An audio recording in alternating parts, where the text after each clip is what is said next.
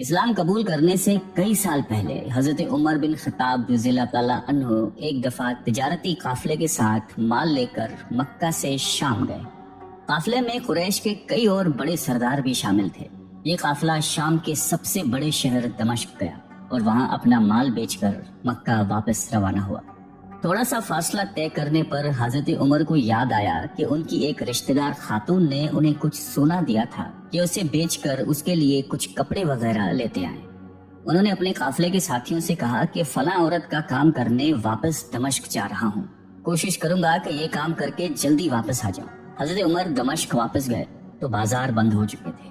مجبوراً وہ ایک مسافر خانے میں ٹھہرے اور سو گئے۔ تھوڑی دیر کے بعد اللہ کا ایک بندہ مسافر خانے میں آیا۔ اس نے حضرت عمر کو جگایا اور اپنے ساتھ اپنے گھر لے آیا۔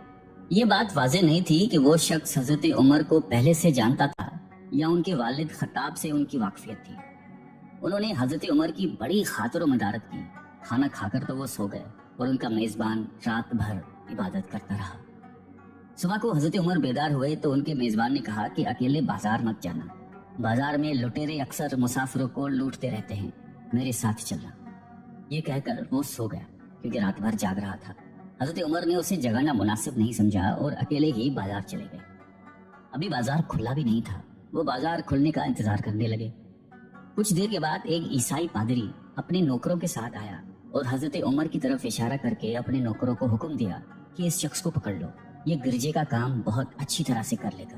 اس زمانے میں حضرت عمر بڑے تن و من پہلوان تھے۔ پادری کے نوکروں نے اس کو پکڑ لیا اور ایک پرانے گرجے میں لے گئے۔ پادری نے اس کو ایک ہتھوڑا دیا اور اس کو گرجے کی ایک دیوار توڑنے پر لگا دیا۔ ایسا معلوم ہوتا تھا کہ وہ اس جگہ پر ایک نیا گرجا بنوانا چاہتا تھا۔ حضرت عمر دن بھر کام کرتے رہے۔ کہیں شام کو جا کر چھٹی ملی، وہ تھکے ہارے واپس مسافر خانے میں آ کر بیٹھ گئے۔ پہلے ہی دن والا نیک آدمی پھر آیا اور اس نے پوچھا کہ آپ کدھر چلے گئے تھے؟ حضرت عمر نے اسے سارا قصہ بتا دیا۔ وہ شخص آج بھی ان کو اپنے گھر لے گیا اور ان کی بڑی خاطر و مدارت کی اور انہیں تاکید کی کہ کل بازار جاتے وقت مجھے ساتھ لے جانا۔ اس کے بعد وہ عبادت میں مشغول ہو گیا اور حضرت عمر سو گئے۔ دوسرے دن حضرت عمر بیدار ہوئے تو اپنے نیک میزبان کو سوتے پایا۔ انہوں نے اب کی بار بھی اس کو جگانا مناسب نہیں سمجھا اور اکیلے ہی بازار چلے گئے۔ اتفاق سے پھر وہی پادری اپنے نوکروں کے ساتھ آیا اور حضرت عمر کو پکڑ کر ساتھ لے گیا۔ ان کو غصہ تو بہت آیا، لیکن کیا کرتے، غیر ملک میں وہ اکیلے تھے اور کوئی ہتھیار بھی پاس نہیں تھا۔ دوسری طرف پادری کے ساتھ 7-8 نوکر تھے اور وہ سب ہتھیار بند تھے۔ پہلے دن کی طرح ہی حضرت عمر ہتھوڑے کے ساتھ گرجے کی دیوار توڑتے رہے۔ جب دھوپ تیز ہوئی تو پادری اور اس کے نوکر انہیں کام میں مشغول دیکھ کر چلے گئے اور حضرت عمر دیوار کے سائے میں دم لینے کے لیے بیٹھ گئے۔ اتنے میں وہ پادری گھوڑے پر سوار چپکے سے آیا اور حضرت عمر کے سر پہ ضرب لگائی اور کہا کہ ہم سب گھر گئے تو تو نے کام ہی چھوڑ دیا۔ اب حضرت عمر کو صبر کی تاب نہ رہی۔ انہوں نے ادھر ادھر نظر دوڑائی، ہر طرف سناٹا تھا۔ انہوں نے پادری کو گھوڑے سے کھینچ کر نیچے کر لیا اور اس کے سر پر ہتھوڑے مارنا شروع کر دیے۔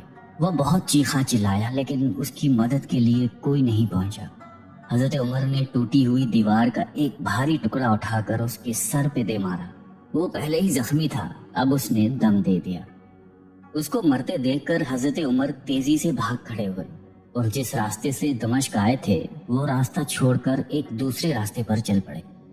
شہر سے کافی دور انہیں ایک خچر پر سوار رومی ملا جو روم سے تعلق رکھتا تھا۔ وہ ان کے ساتھ چلنے لگا۔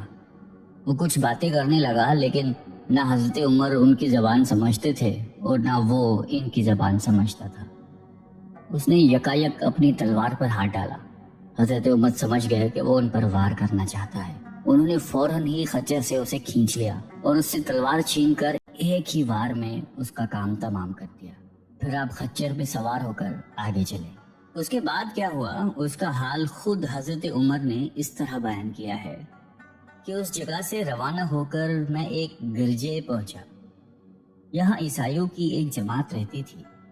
میں گرجے کے اندر داخل ہوا تو گرجے میں رہنے والے سب لوگ میرے ارد گرد جمع ہو گئے اور مجھ سے میرے حالات کے بارے میں پوچھنے لگے۔ پھر وہ اپنے پادری کے پاس مجھے لے گئے۔ پادری مجھے نہایت غور سے دیکھنے لگا اور اس کے بعد کہنے لگا کہ ایسا معلوم ہوتا ہے کہ تمہیں کسی چیز کا خوف ہے۔ میں نے کہا کہ تم نے کیسے اندازہ لگا لیا کہ مجھے کسی چیز کا خوف ہے؟ اس نے میرے سوال کو ٹال دیا اور کہا کہ آپ جب تک چاہیں یہاں ٹھہریں، آپ کو یہاں کسی قسم کا کوئی خطرہ نہیں، آپ ہماری حفاظت میں ہیں۔ پھر اس پادری نے مجھے اپنے گھر میں مہمان کی طرح رکھا اور میری نہایتی خاطر و مدارت کی، اور پھر پوچھا کہ آپ کون ہیں۔ میں نے اسے بتایا کہ میں مکے کا رہنے والا ہوں اور قبیلہ قریش سے تعلق رکھتا ہوں۔ تجارتی قافلے کے ساتھ شام آیا تھا۔ تجارت کا مال بیچنے کے بعد ایک ضروری کام کے لیے مجھے اپنے قافلے سے جدا ہو کر واپس دمشق جانا پڑا۔ اب میں اپنے وطن واپس جا رہا ہوں اور راستہ بھٹک کر یہاں آ نکلا ہوں۔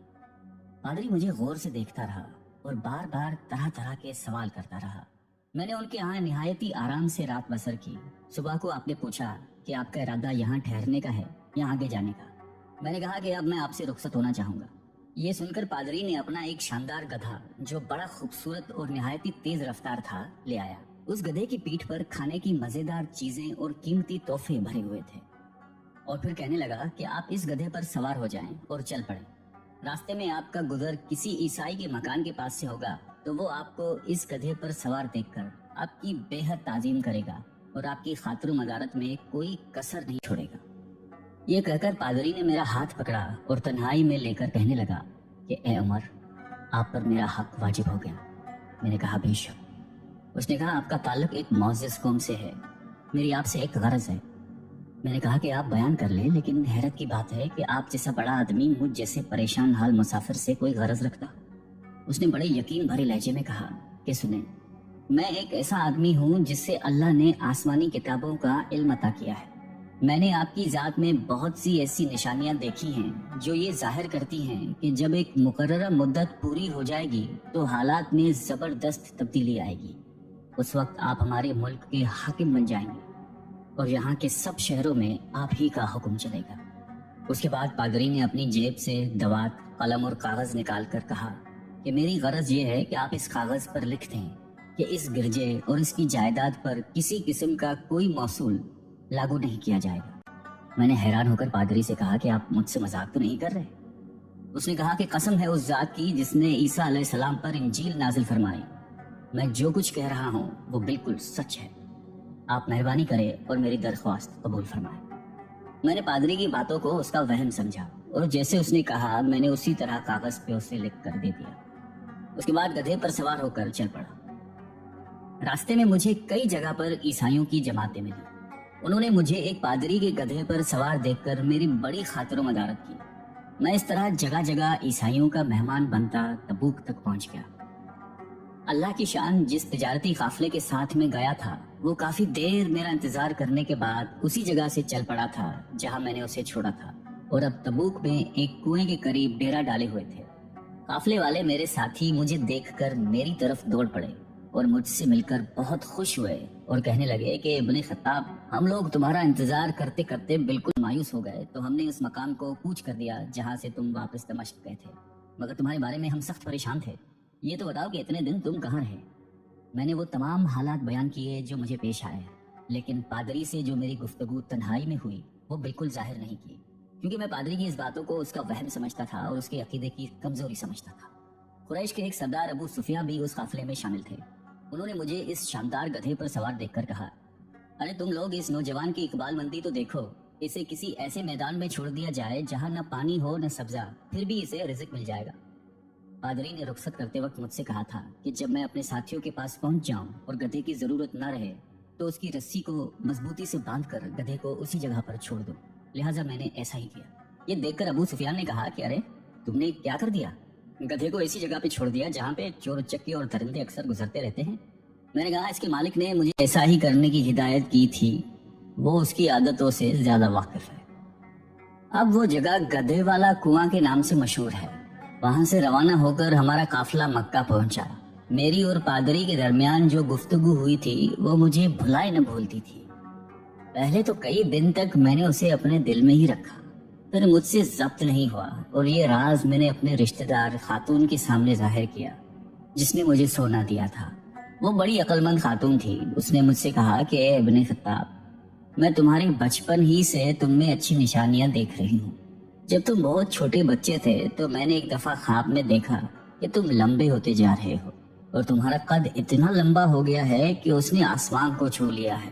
یہ دیکھ کر میں نے خواب میں کہا کہ ارے یہ میرے بچے کی کیا حالت ہو گئی ہے۔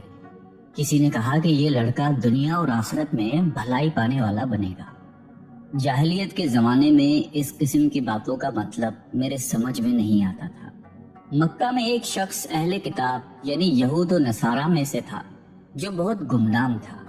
عام لوگ تو اس سے واقف بھی نہیں تھے، لیکن قریش کے کچھ سردار اسے پہچانتے تھے اور اس کی بہت عزت کرتے تھے۔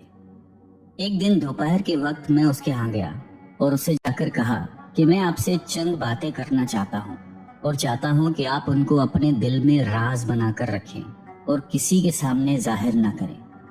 اس نے ایسا کرنے کا وعدہ کیا تو میں نے اپنے سفر کے تمام واقعات اس کے سامنے بیان کر دیے اور اپنے رشتہ دار خاتون کے خواب کا بھی ذکر کیا۔ جب میں اپنی گفتگو ختم کر چکا تو اس نے کہا کہ ابن خطاب، جس کو تم نے معصول کی معافی کا وعدہ لکھ کر دیا ہے وہ اس زمانے میں عیسائیوں کا سب سے بڑا عالم ہے۔ جو کچھ اس نے کہا وہ سب سچ ہے اور جلد ہی وہ سچ تمہارے سامنے آ جائے گا۔ جہاں تک تمہاری رشتہ دار خاتون کے خواب کا تعلق ہے تو اس سے یہ ظاہر ہوتا ہے کہ مکے میں ایک بہت بڑا انقلاب آئے گا۔ زمانہ ایک نئی صورت اختیار کرے گا اور آنے والے زمانے کے آسمان و زمین بدل جائیں گے۔ میں وہاں سے گھر چلا آیا اور اس کی ساری باتیں اپنے دل میں لیے رہا۔ تھوڑے ہی عرصے کے بعد قریش کی مجلسوں میں آپ صلی اللہ علیہ وآلہ وسلم کا ذکر ہونے لگا۔ یہ لوگ اس بات پر چڑھتے تھے کہ محمد صلی اللہ علیہ وآلہ وسلم اپنے آپ کو اللہ کا رسول کہتے ہیں، لوگوں کو بتوں کی پوجا کرنے سے منع کرتے ہیں اور ایک اللہ کو ماننے پر زور دیتے ہیں۔